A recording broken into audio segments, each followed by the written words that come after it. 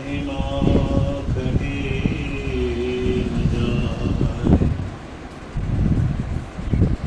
जो कुछ तुम्हारे कृपा मोते कछुन बसाए। श्री सद्गुरु महाराज की जय। कुछ गुरुजन सत्संग अनुरागी सज्जन वृंद,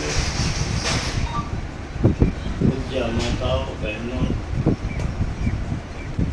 बहुत देर से हम लोग संतों के विचार को विभिन्न साधकों महात्माओं के द्वारा सुन रहे थे।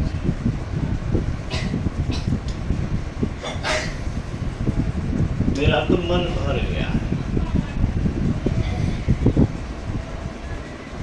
बहुत अच्छी अच्छी बातें आई,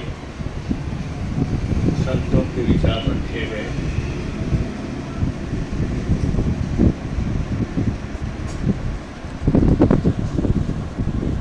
कुछ कहना पड़ेगा तो कहना तो है, लेकिन कहने की इच्छा नहीं, इसीलिए कि बहुत सारी बातें हो गई है। नहीं कहेंगे तो संतोष आप लोगों को नहीं होगा, इसलिए कुछ करें।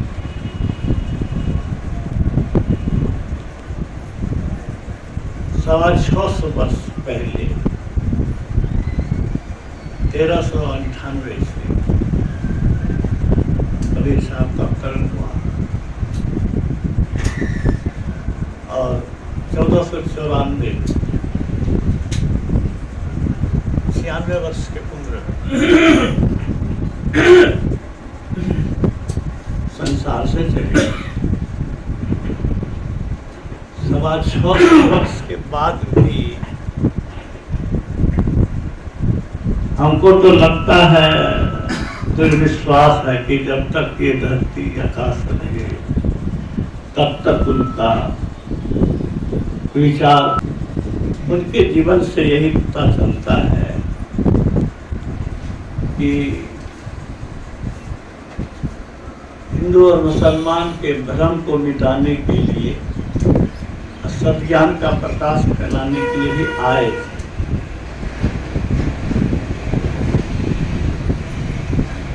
पाहन पूजे हरि मिले तो मैं पूजूं पहाड़, ताते वो चक्की भरी खाए संसार। पाहन का पूजना बेकार है सो बात नहीं, लेकिन पाहन में ईश्वर है, उस ईश्वर को हम पाहन के द्वारा पूजते हैं, ये विचार लोप हो गया था। मैं समझता हूँ कि इसीलिए उन्होंने ये बातें कहा।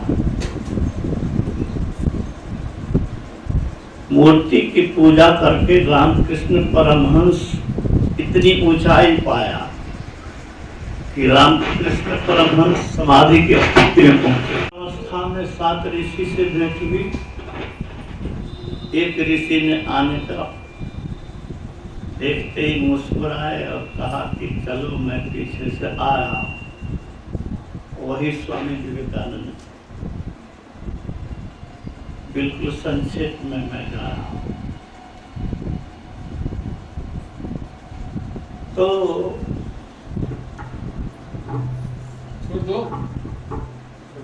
माध्यम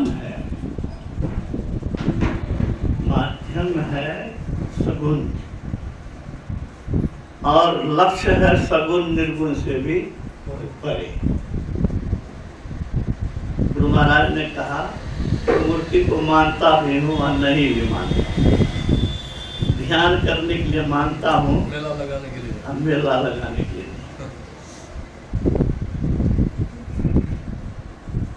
पूज्यपाद शाही स्वामी जी महाराज जब गुरु महाराज की तस्वीर को नमन किया तो किसी संत मत से अलग महात्मा ने कहा कि कागज को प्रणाम क्यों कर रहे हैं। वो तो ब्रह्मलीन हो गए। तो पूजपाल साहिब बाबा ने कहा ब्रह्मलीन हो गए तो क्या कागज में लीन नहीं है? तो भाव की बात है। अब अगर हम उन चित्र को देख के और उसमें गुरु महाराज के व्यक्तित्व को प्रतिस्थापित करते हुए नमन करते हैं तो उनके प्रत्यक्ष प्रणाम करने के बराबर फल मिलेगा। कीमत है भावना की। भाव के भूखे हैं भगवान।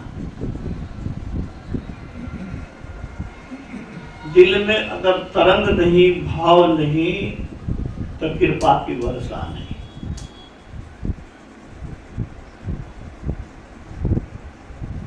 और मुसलमान भाई को कहा कि दिन भर रोजा रहता है, रात हमें खाएगा है, ये खुद वो बंदगी कैसे खुशी खुलाए। तो अंधविश्वास और भ्रम को मिटा करके सद्ज्ञान का प्रकाश फैला करके लोगों के कल्याण के लिए परमात्मा के रूप में अवतरित हुए। अरबी भाषा में कबीर का अर्थ होता है परमात्मा। और मैं समझता हूं कि उनको साधन करने की आवश्यकता थी नहीं। वो सिद्ध पुरुष निश्चित रूपे जग के कल्याण के लिए ही आए थे। गुरु महाराज ने कहा जिनको कमी है या थी वो आते हैं अपनी कमी को पूरा करने के लिए। और कुछ ऐसे होते हैं जो कुदरती संत होते हैं, पहले से संत हैं, उनको करना नहीं है। तो दो तरह के संत हुए धरती पर। तो मैं तो कबीर साहब के जीवन को जब पढ़ता हूँ तो यही लगता है कि वो मुक्त थे और जग को चेताने के लिए ही आए थे।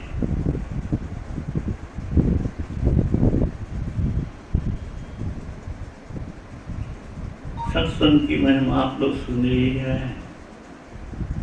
संत की महिमा सुने हैं, दुष्ट के स्वभाव का भी सुना आपने।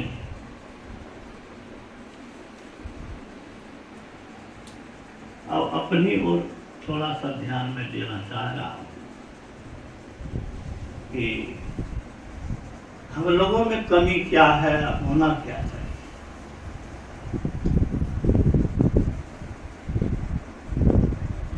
स्वामी रामतीर्थ ने कहा इच्छाएं जंजीर, इच्छा ही जंजीर है जिससे हम सभी जकड़े। इच्छा ही जन्म मृत्यु का कारण भी है। भोगेच्छा मात्र कारण जन्म, जन्म का कारण है। ये उपनिषद की वाणी में आप पढ़ेंगे।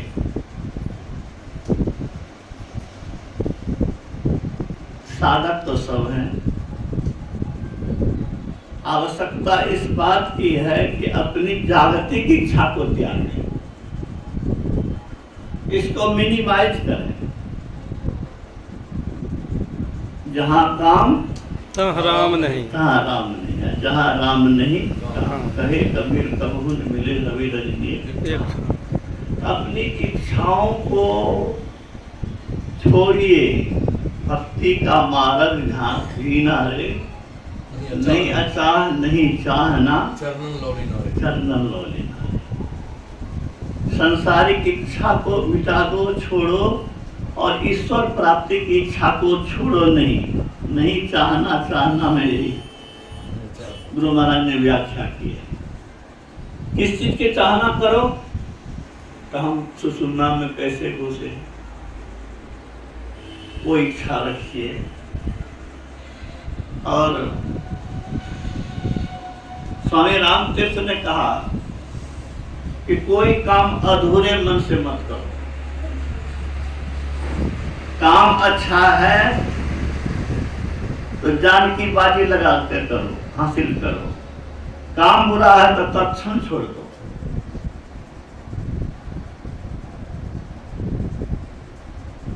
उन्होंने उदाहरण दिया कि लालटेन अगर तेल को, बत्ती को बचाना चाहेगा तो प्रकाश कहां से देगा।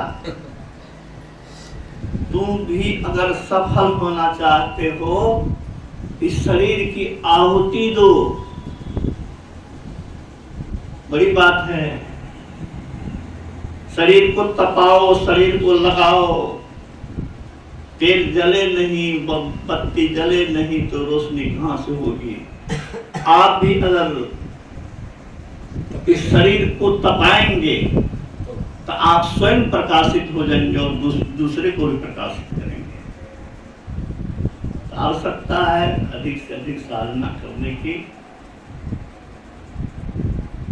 समय अधिक हो गया, वाणी को विराम। श्री सद्गुरु महाराज।